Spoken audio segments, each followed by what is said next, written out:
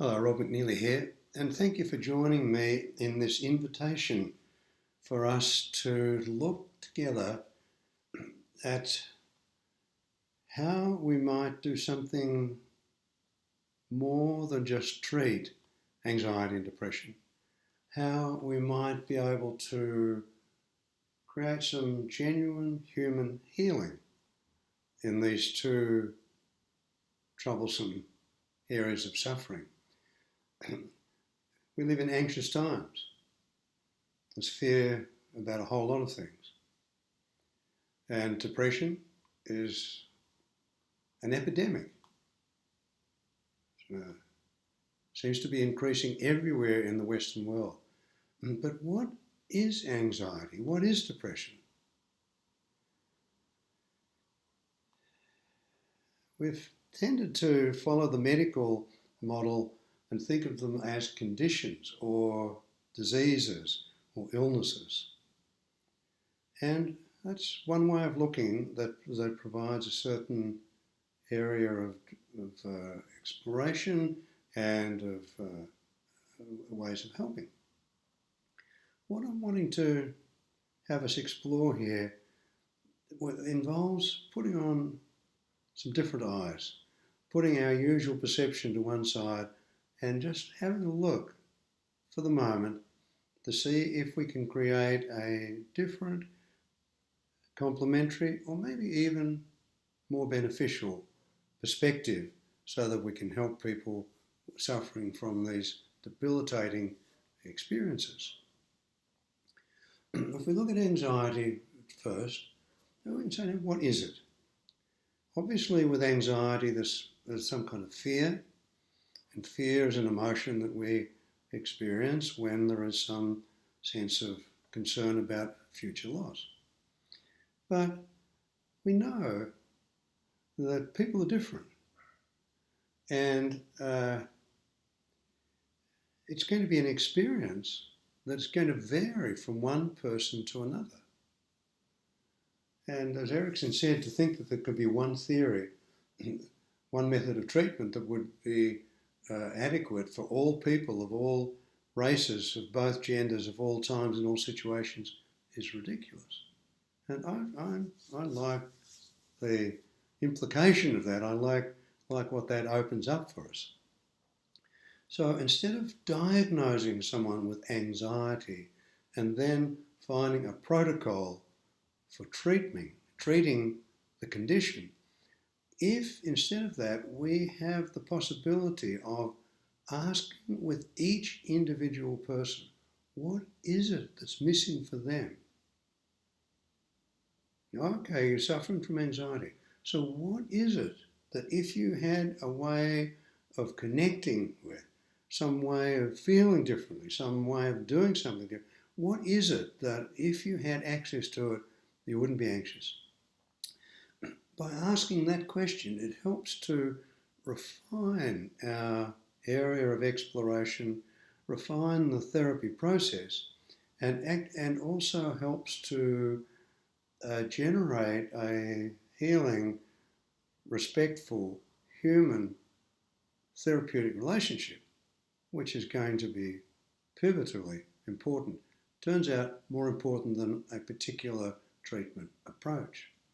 So by listening with this person for what's missing for you, that if you had it, you'd be okay, that opens up that area of exploration and helps to generate a healing, solid, therapeutic relationship. Also, with each individual person, can we hold a mood and help to evoke a mood of expectancy in the client so they don't have to feel so stuck? Someone comes with a problem, say, oh, I'm feeling anxious. And clients do not come and say, I'm feeling anxious and I know that any moment I'm going to be okay. That's not something that we hear. So if we can help someone to, instead of being resigned and kind of stuck in their recurring experience of worrying, being anxious, being frightened, if we can somehow have a mood of things can change. It can improve. Things can resolve. You can be healed. This is possible. That mood, if we can contribute that to a client, it's going to be massively helpful in their healing. So, in general, my invitation is, instead of us trying to read one more textbook, go to one more workshop, do one more training about how to treat anxiety, there's a plethora of those, and actually they haven't made a difference. So instead of that, I'm issuing an invitation to have a look with this person, with each individual person, for what's missing, help them in a respectful, genuine way to explore how they can reconnect with that as an individual, and then generate a mood of expectancy so that change then becomes possible. There's a woman who's anxious about speaking in public, and she had to make a presentation, and she felt bad about it, she felt insecure about it, unconfident about it, and it turned out that what was missing for her was not relaxation or physical comfort. What was missing for her was a feeling of being authentically and solidly herself. So the therapy followed the path of helping her to reconnect with her own authenticity, to help for her to have the experience of that being more solidly present for her. So then she was then ready to do the presentation. She didn't need to be relaxed, she didn't need to be confident. For her, it was that solid authenticity that was missing. There was a man who was very anxious driving his car. He could only drive in a very limited range. And what was missing for him was a feeling of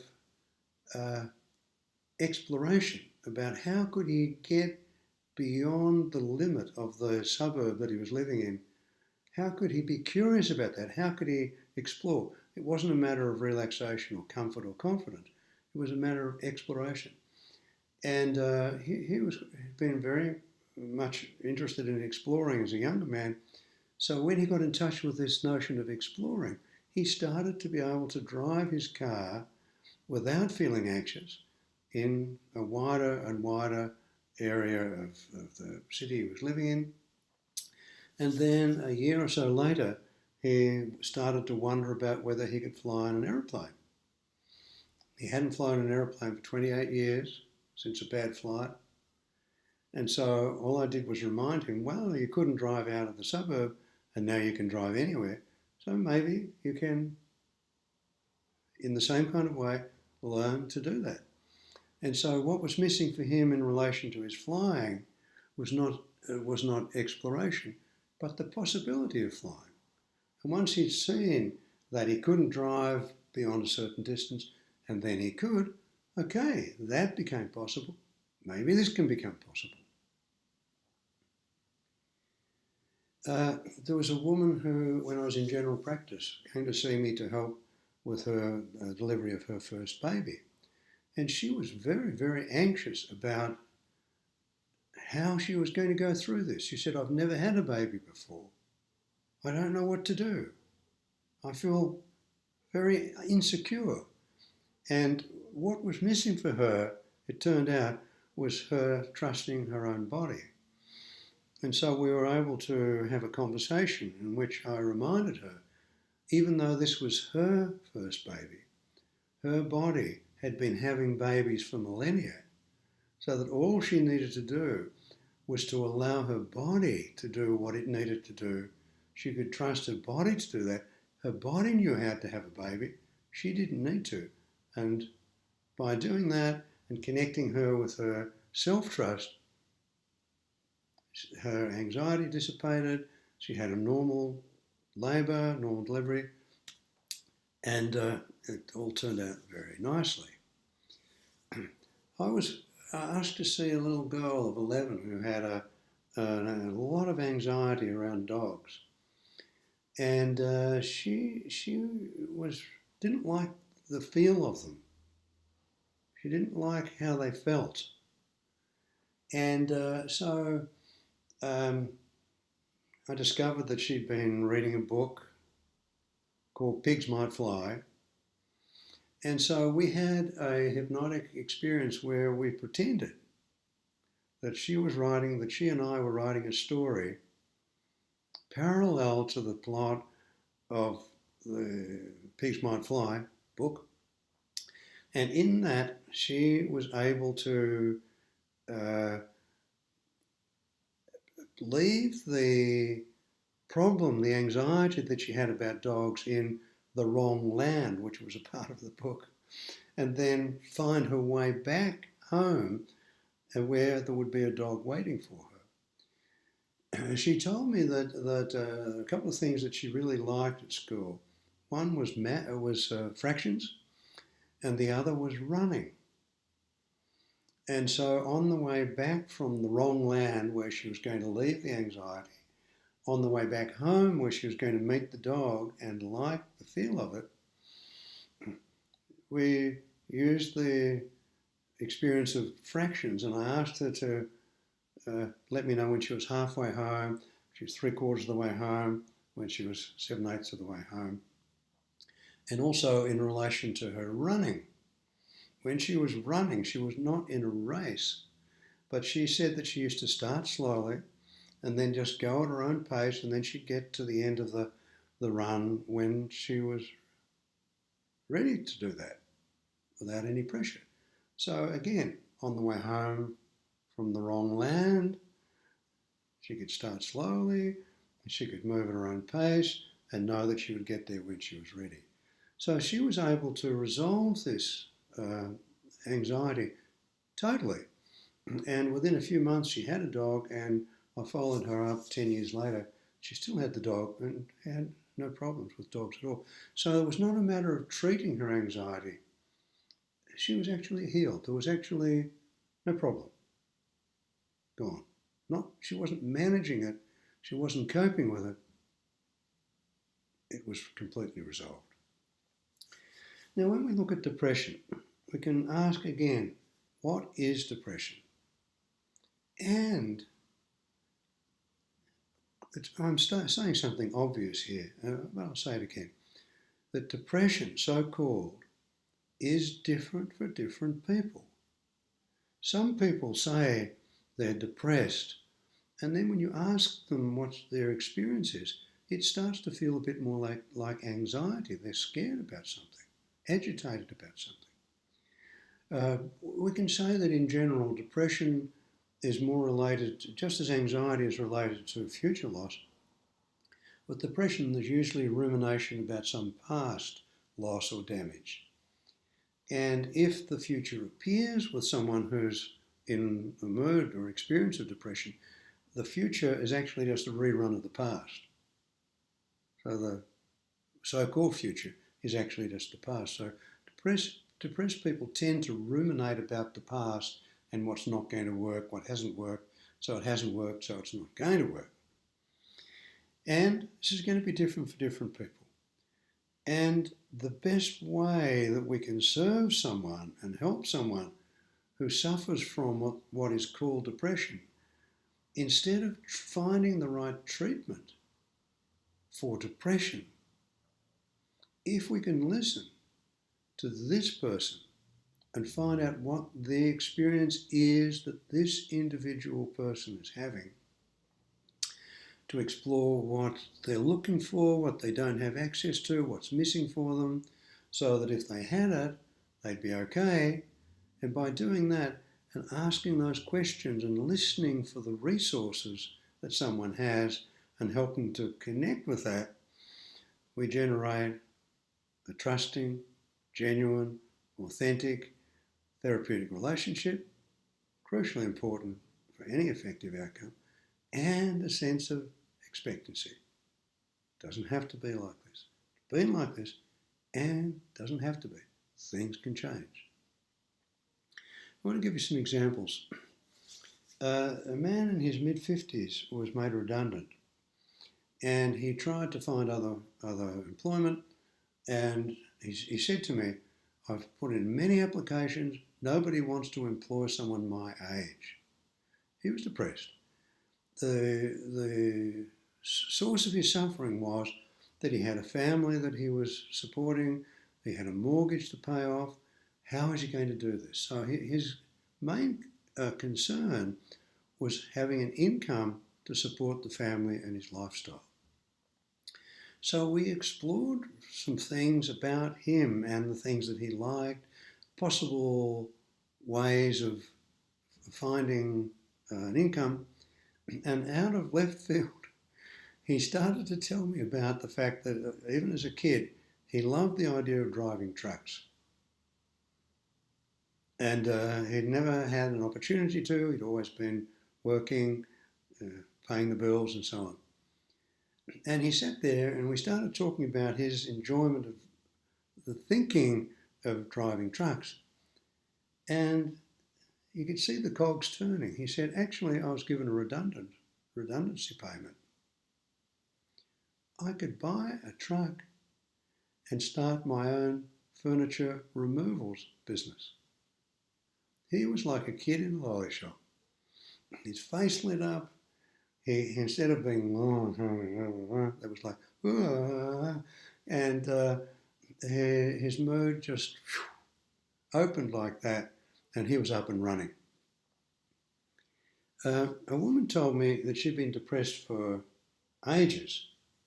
Wherever she looked, everything was so black and dark, and it was just, things were awful everywhere she looked.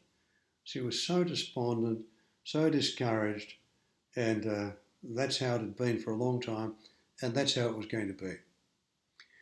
I asked her to go to the Melbourne Botanical Gardens to have a look around and come back and tell me what her observations were. She came back a week later and she said, I went to the Botanical Gardens and there were ducks and geese there that were very unfriendly. They left a mess all over the place. There were people there with dogs. They shouldn't have dogs in the garden. There were people there with bicycles. There was rubbish everywhere. It's a dreadful place. So I complimented her on her observations. And I said, you haven't seen the Botanical Gardens yet. Please go back and have another look. Okay, she comes back after the second visit. There are weeds in the garden. The lawns needed mowing. There was this wrong with it. There was that wrong with it. She had all kinds of assessments and judgments about the place that were valid. They were accurate. And I complimented her and said, thank you, but you still haven't seen the Botanical Gardens. Go and have another look. So she goes back the third time, and when she reported back to me, she said, there are trees there. There are all this different variety of trees. There's a beautiful pond. I didn't see that before. And somehow, getting past her judgments of how gloomy things were and how bad things were and how tidy and messy, there was space for the gardens to appear, and a whole lot of other things started to appear in her life. Now, that was not an example of treating depression. That was an example for her to find an experience of having a broader, different, more optimistic viewpoint. That was the missing for her. So, and also I was talking to a therapist who'd been working in a psychiatric agency, and he tried to tell me that he was depressed. And he gave me a list of all the symptoms that he had that were textbook symptoms of depression. Interrupted sleep, ruminating about the past, seeing there's no future, loss of appetite. He had all he had the full house, full capacity, the full deal. And as we were speaking, I could see that he was a very empathic man, very tuned in.